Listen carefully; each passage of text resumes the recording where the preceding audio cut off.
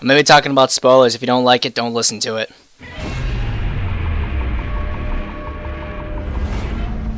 What's up, guys? It's me, Zimzilla, and today I'm going to be doing my review of Skull Island. Yes, I saw this movie on Thursday, but however, I'm getting to this review on Sunday. Why is that? Well, it's because Ghost Recon Wildlands is a really fun game, and I was away from home on Saturday, so yeah, schedules just really suck. So, there might be a nor'eastern coming near here, so the other videos, to anyone who's on DeviantArt who knows my schedule, those will probably be up during the snowstorm. Or they will be done on Friday, along with the other video that I'll be doing Friday, so lots of cramming on Friday. But we are going to be talking about Kong Skull Island. As I said in my preface, there will be spoilers. I will be talking about spoilers and my opinions of characters, and I will be spoiling a lot of what happens in this movie. So if you do not like that, please just leave the video. I will tell you when I am done with the non-spoilery section, and then I will just start going in depth and all that. So let's begin.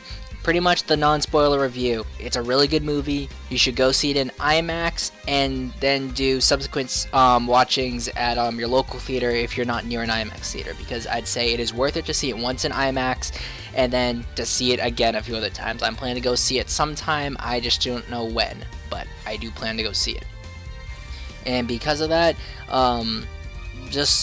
it's a really great film, and because of the formula of this film, which I'll be getting into later on, I feel that I can more confidently say that Godzilla 2014 was a film that was experimenting with an idea and was toying around with not only the idea of making a Godzilla reboot, but also engaging how many people would go see giant monster films in this day and age. And I feel that Kong Skull Island was the culmination of not only that philosophy, but the issues that fans had with 2014, like a lack of monster battles and an overall more serious tone that a lot of people didn't like, which in this film they pulled jokes, there's a lot more battles, and I feel that the directors and the team and stuff, they all kind of listened to what people wanted, so I'd say I'm happy about that. The film obviously revolves around Monarch. They discover Skull Island, they go to Skull Island, Kong's there, Kong fights monsters, the end. There's your non-spoilery section. I hope you're all happy. Now get out of here. Now, to everyone who is staying and listening to the spoilery section of this film, hello, welcome. Now, the film obviously focuses around John Goodman's character, and I do not remember the other actors' names. I don't really follow actors' names too well, but those two are going to the senator, and they talk about Skull Island and that, oh yeah, this has been a big legend and all that, and we should go there because reasons. And the senator is having none of that, so he says no. However, the other scientist, he tells them that, hey, well, there might be stuff there, we don't really know what's there, but if we go there we can maybe find some stuff, and hey, it's better us going there first than the Russians going there, because obviously this is during the Vietnam War and the Cold War is still going on. So yeah, just talk about commies and Russians, and yeah, they're doing something before the US, and any senator during that time will most likely GoFund you, like a GoFundMe page. But after that, we turn to the group of soldiers who will be taking them. Colonel Packard, his name is, who is played by Samuel Jackson. I love Mace Windu, but he's reminiscing about his time during World War II, if I believe, because he's a decorated veteran of World War II or the Korean War. I don't really know, they don't really specify, but I believe so. But he is a decorated war veteran. That is the main thing I want to get at. And his character, I will get into his character more later on, but we're just starting off, we just know he's kind of sad that the war is kind of winding down and all that. And after which we go back to Goodman and the black guy, and they go to find Tom Hiddleston's character, who is the tracker. And there Tom Hiddleston says that he really doesn't want to go. Then they pay him, and then he's like, oh yeah, sure, I'll go. And then we cut to the female lead. I do not know the female lead's name, and I do not know her actress's name, and I really don't care to find out, because I really don't care about actors' names in most cases. But she's going there because she wants to get a big story, and like any typical reporter, That's kind of really it. She's just there to take pictures, get a good story, and probably defame the military as much as possible because she's an anti-war journalist. And there's a good line that is, or lines I should say, exchanged between her and Samuel L. Jackson's character. Samuel L. Jackson's character says, "Oh yeah, it was people like you who made us lose the war." Or actually, no, I'm sorry, that is a lie. Well, I don't remember the line exactly, but he talks about, oh no, it's people like you who made us lose support back home, and it's like, then she talks about how they lost the war, and then he says, oh, we didn't really lose the war, it was like a tactical retreat and all that, and it's kind of like, she knows what kind of person she is. She's obviously was anti-war, and he obviously was for the war, and that's kind of, that brings that kind of tension. But she's just kind of like that kind of character, and that kind of person. Her personality, like, it made me want to just smack the hell out of her if I was like part of like that group of characters personally, because she was just annoying to me. And you can see she's kind of like, she's got like the Snoopy reporter kind of arc to her, like when they're Tom Hiddleston's character is going down below and looking at all the napalm and the seismic charges. She kind of goes down too and asking him questions and being all nosy and all that. Just your typical reporter character. And obviously, while on the boat, the scientists and all that, they're talking. They're like, "Oh, we're gonna go to this island, drop seismic charges, get a map out the surface and the beneath the earth and all that." And there's some little banters here and there. And then the next day they get on the helicopters, and there is a really cool scene where the helicopters are going into the storm, as Skull Island is protected by perpetual storms, and there's this red lightning all around these helicopters, and how the helicopters maneuver about and like ascend and then descend to avoid the clouds and the lightning and all that looks really cool. And then you see the clouds pass, and then it's this nice open view of Skull Island and the small surrounding islands around it. And it's like, oh, that's kind of so beautiful. And before they even go into the storm, Samuel Jackson, he does pull a Jurassic Park line, and he says, "Hold on to your butts." So, yeah, that made me chuckle a little bit at that. And then once they get there, they start, they deploy one chopper down, and they start setting up the little camp. Well, not camp. The equipment, start mapping out the charges, some old music's playing in the background, and you see like obviously the destruction. I think that they're trying to make it look like, oh, you're supposed to feel sorry for the wildlife and all that here, as you'll see like there's one shot with this napalm thing lands right next to these deer, and these deer are trying to run away, then explodes, and then there's some soldier there well, not really laughing but just smiling. So it's like, it's like a little message saying, yeah, this is bad, guys, you shouldn't really do this. And then Kong shows up, and then you see the scene, the tree goes through the helicopter, and the music kind of goes to the slow-mo, and then comes out, and then Kong roars, blah blah blah blah blah. You see the helicopter scene. Most of the fight itself you've seen in the trailers, so if you were following the trailers and you're still here, even though you didn't want spoilers, but you're still here for some reason, yeah, most of the you saw most of the fight already. There are a few new scenes, like the scene where Kong's grabbing the helicopter and the guy falls out and Kong's mouth is open. It cuts to the guy eating a sandwich. So there's a little funny cuts like that. And then there's another scene where Kong grabs a helicopter and it cuts up his hand. And all that, like, it just shows that Kong's not invulnerable, not yet. So we understand that he could still be killed at this point. And I'd say it develops some tension, but I wouldn't say it develops a lot of it. But there's also a cool scene where Kong's running from this one helicopter shooting at him, and then he jumps. And both of the helicopters, like those scenes where something jumps up and the two planes hit each other, that's what happens. The one helicopter shoots the other helicopter, and they both crash and fall and burn. And Kong destroys all the equipment, and everyone's pretty much scattered around the island. And from here, you see certain groups of people. You see Tom Hiddleston's character, the reporter character, and this one younger Marine. And then you see this other young black Marine, an older guy with an AK, and Packard are all there. And then there's the other group who links up with Packard pretty quickly, and they're going through to link up with everyone else. So there's not much death yet, but there's a few random mooks who get killed. So the next scene is they're going through the bamboo forest, and everyone's just sort of wondering what's going on and stuff. And you kind of look, and you know what's in there if you've seen the trailers again, but you hear like someone choke for a second, but then you turn around, it's the last soldier at the back of this group, and there's what it looks to be a bamboo I forget what those things are called, bamboo sprouts sticking out of his mouth and through like his back. And then they look up and they see it's this giant spider, and they start shooting up at it. And what happens is that the spider uses its legs and starts trying to impale more people on its legs. And the young black soldier, what happens is that there's like these little tendrils that the spider, the mother longlegs, emits from its body, which it used to bring things up towards its open stomach.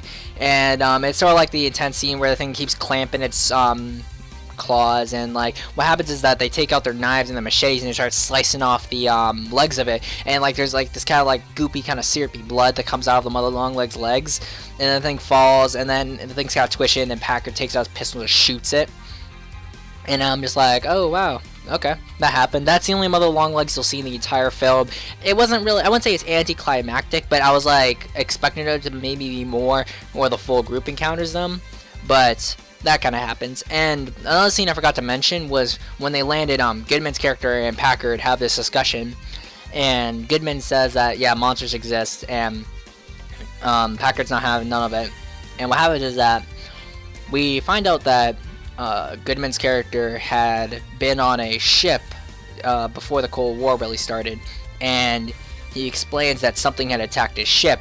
And we even see that when he's talking to the senator earlier on in the film, he shows the picture of the ship he was on. It was like the Lucis something, it was the L something ship, and there's just giant gash marks in the ship. And if to anyone who's been following the MonsterVerse, like any of the books like Godzilla Awakening, you'll know that Godzilla was brought back to the surface after he had descended earlier on in time to feed off like the natural radiation of the planet deeper inside near the core, but a Russian nuclear submarine was what roused him and brought him back up to the surface, and he started attacking nuclear vessels in the Pacific, which is what obviously triggered the 1954 events and all that. So what happens is that I just think that everyone talks about John Goodman being a really good actor, especially in Tentacle Field Lane. And right here, we sort of see the fact that we kind of know he might be kind of crazy, but I don't think he's crazy. I overall think that his character was like a character who was really damaged by the events that he saw, and how he's kind of ridiculed for being this kind of crazy old guy. And what you'll see is that after he explains to Packard what he saw and how like he feels that no one is appreciating him for what he's done and how he's trying to help the world, you can see him kind of, his like upper lip twitches and his eye kind of twitches. Like you think he's either gonna break down screaming and yelling, or he's gonna break down in tears because he's so sad and broken over what happened to him. But I just think that he's a really good actor. For like the small little things that he does, it just tips him off, and I'd say that he did a really good job. Like everyone says Bryan Cranston in 2014 did a good job. He is the Bryan Cranston of this movie in my opinion, and he suffers something similar, but I'll get into that. Now the other team, which is Hiddleston, the reporter, and the other little guy, and it's another scientist they see one of the skier buffaloes, I think they're called, but it's like the water buffalo things. Those things are actually quite small. They don't get much bigger than when you see them in the trailers. And the trailer scene where you see the thing coming out of the water and you see Tom Hiddleston's character, that's the scene I'm talking about. And they don't shoot it, nothing really happens, and the thing walks off. And that group goes further in, and then they encounter the natives. And then the natives are kind of going around them, and you see John C. Reilly's character comes in, and he's telling them, oh yeah, I can put that down. And they exchange a laugh, and he's a good actor too. He's a really good actor, and he says a line. He's like, "Oh, you guys are real. It's like you're like a hot dog and a beer, and watching a big game, but you guys are real." And then he kind of looks at his hands, and he's like about to cry because he's been here for 20 years. Which is, I'll get into that now since I'm talking about John C. Reilly's character. What you see is actually the first few scenes of this movie are actually, you see John C. Reilly's character before he looks like how he does in the trailers. You see him getting shot down over the Pacific. Him and a Japanese soldier shoot each other down, and they land on Skull Island. How they didn't get torn up by the storms or see those storms at all, and they just land on Skull Island is beyond me. But you see him and the Japanese soldier have a small quick fight. It's kind of brutal because the Japanese soldier takes out a sword, and then he grabs it and he starts bleeding and stuff because he's holding it down as much as he can without cutting his fingers off. And yes, it would hurt if you did that, but yes, you can grab a sword like that. To anyone who saw it and thought, oh, that's unrealistic, no, you can do that. And then it cuts to seeing Kong for the first time, and these two guys, they don't get killed by Kong. We find out later on that these two soldiers, they work together, like the Japanese soldier and John C. John C. Reilly's character. They both work together, and they tried to get off the island. We find out later on that when the new crew is brought into this sacred place for these natives, which is actually an old warship, that we find out that the Japanese soldier was killed by the skull crawlers. And from there we cut to the scene of the buffalo getting eaten by the skull crawler, and we see Kong fighting the skull crawler and the other skull crawler, like the 2-on-1 little fight that we saw in that one trailer. That's a very small scene. It's like a flashback, and we also find out that it is confirmed that skull crawlers did kill Kong's parents. We also know that they are some kind of lizard creature that lives beneath the island, and that's pretty much all we know about them per se. But the natives have archived that the skull crawlers had been attacking them, then Kong came, defended them, and all that. So that happens, and while all of these shenanigans are going along, there was one other soldier that actually, I called him Discount Aaron Taylor Johnson when I was watching the film, because he looks kind of like Aaron Taylor Johnson. It kind of sounds like him too. Like, he kind of sounds like a mix of Kick-Ass's character and Quicksilver from Age of Ultron, because it's the same actor, but his voice kind of sounds like a mix of them. And he's kind of beaten up, so he's all bloody. He's washing himself off in a mire, and then you see the tentacle of the squid. And what happens is that he gets out, tries to hide from Kong, and then Kong fights the mire squid. However, similar to the Mother Longleg scene, the mire squid fight it's not that interesting, but it's kind of cool because the squid's tentacles are wrapping around him, but Kong rips off one of the tentacles and then kills the thing and starts eating the tentacles, and the tentacles are still kind of squirming around in his mouth. And the CGI on it is quite nice. And then he drags the squid off. You see part of it, and it reminds me a bit of like those oldie-timey pictures of like the Kraken. So in most of the creatures in the MonsterVerse, apparently they're trying to set it up as like every single monster or kaiju in this universe is based off of legends, and I just found that a neat little thing. So he drags off the squid, that happens, and the guy leaves.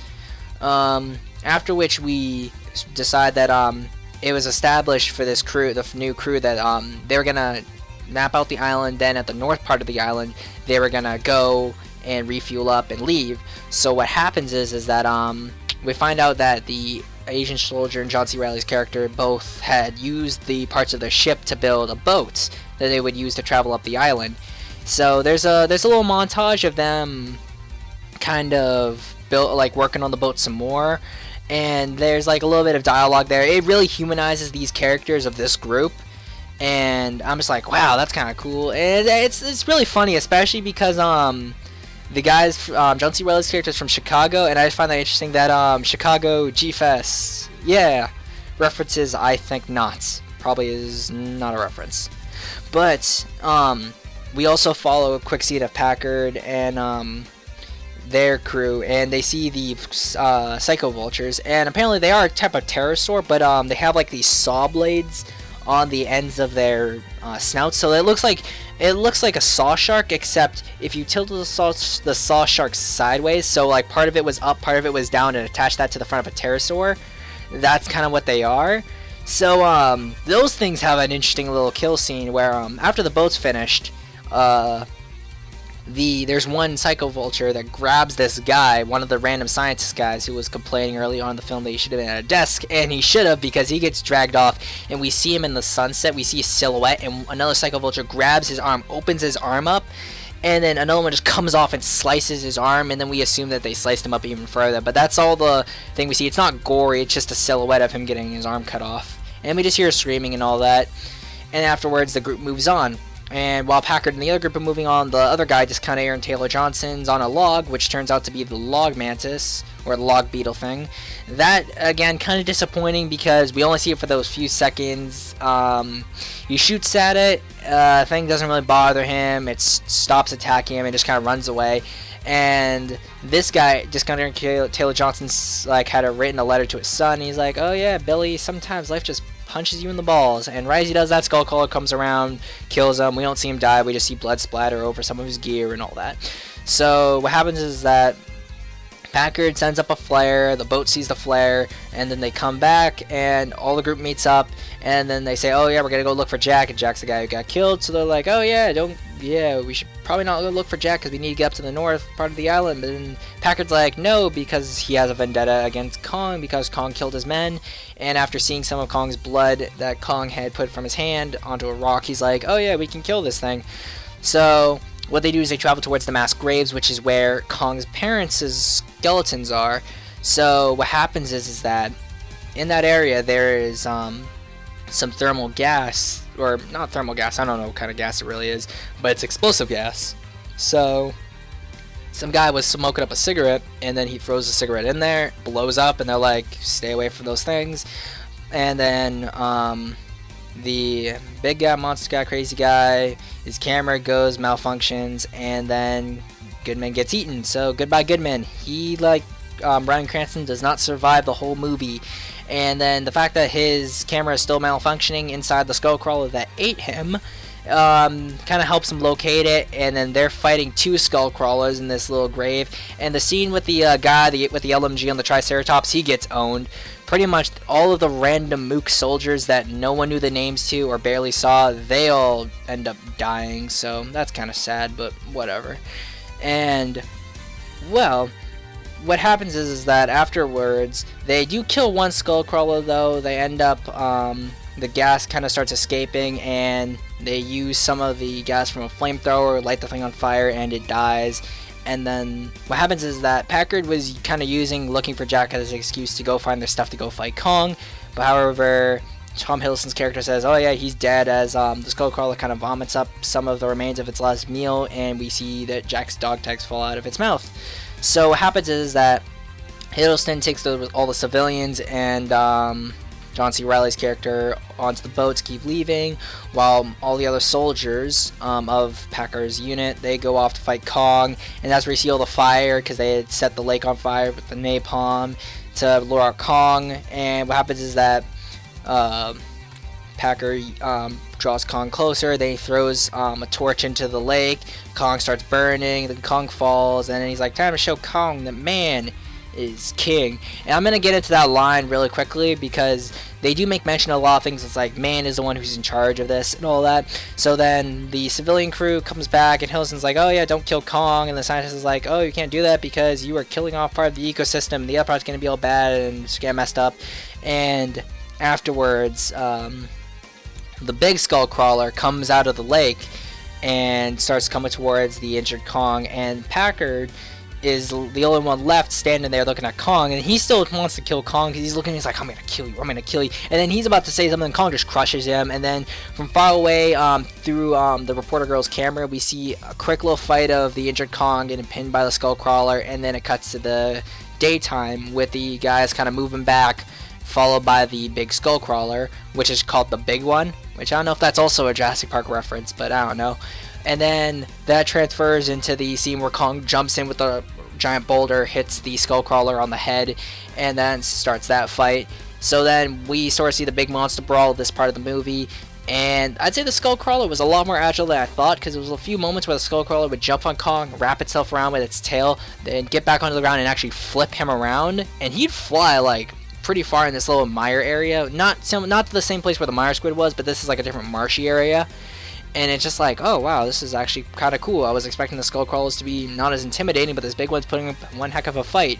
So then what happens is that Kong gets knocked down. He's kind of incapacitated because he's all chained up like he is in that one brief scene, which people thought like, oh, they were going to try to drown Kong or something like that.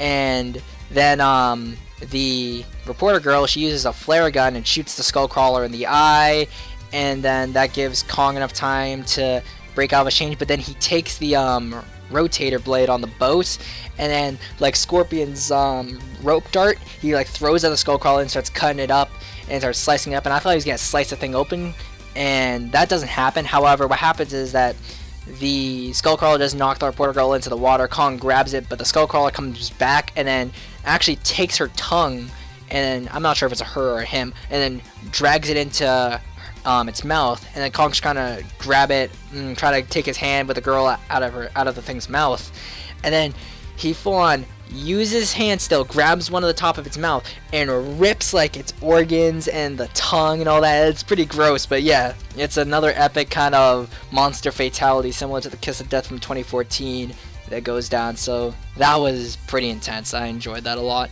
I'd still say I prefer the Kiss of Death was more visually pleasing, but in terms of like, I'm not sure what word. It was still very awesome.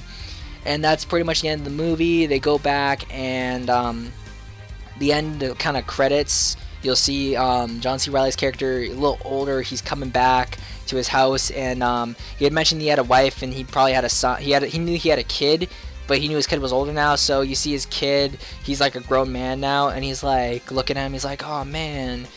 And then his wife kind of drops some things, and they kind of enjoy it. And he has his beer and his hot dog at the end of the movie, so he is happy. And that is pretty much the entire movie. Now, theories and the end credit scene. So yes, this is also talking about the end credit scene. The end credit scene, Tom Hiddleston's character, he does kind of like a fourth wall breaking Deadpool kind of thing, because he's like, do you enjoy it sitting there in the dark? And you think that it's referring to us, but then it ends up that him and the girl are sitting in this like little interrogation room, and then the black scientist and another scientist, they come out and they're like, oh yeah, welcome to Monarch. And he's like, what's going on? And then he's like, oh yeah, Kong isn't the only king. And then what happens is that we see a cave painting of Godzilla, we see a cave painting of Mothra, a cave painting picture of Rodan, and then the big one, the big reveal, a cave painting of King Ghidorah. But even bigger, another cave painting, Godzilla versus King Ghidorah. Godzilla, King of the Monsters, hype everybody, let's go! And another quick thing I wanted to make mention of are the lines that had to do with man being king.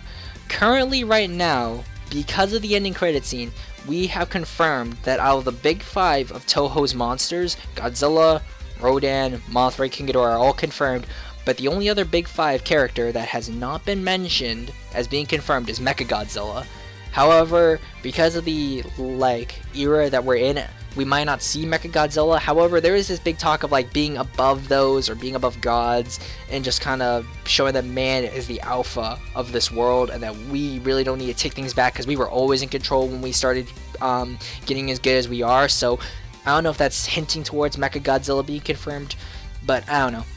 However, there is a native on Skull Island. I will link this in the description. Someone else in an older video of mine, it was my Gorosaurus video, he had replied not too long ago, a few minutes ago, and he had said, oh yeah, did you notice this? Is this the Mothra symbol? And I will link it to you. And yeah, one of the natives has a symbol that's almost identical to the Mothra symbol from the normal Toho Godzilla series, and I just thought either that's an Easter egg, or it's implying that Mothra's on the island somewhere and just was not involved in this movie. Or some people have been saying that the log mantis or the log beetle thing was like a Mothra larva. I don't think that is, but yeah, there's a few little Easter egg things. He also mentioned that massive identified massive organism, and there was a picture of a turtle. And some people were saying, oh yeah, that might be Gamera. Gamera might be involved in this series. And I might do another video later on, because I already have a schedule set up, talking about why I think Gamera won't be a part of the MonsterVerse. However, a turtle monster could happen, but it's not going to be Gamera, or it might have a Easter egg of Gamera. It's not, I can't really say.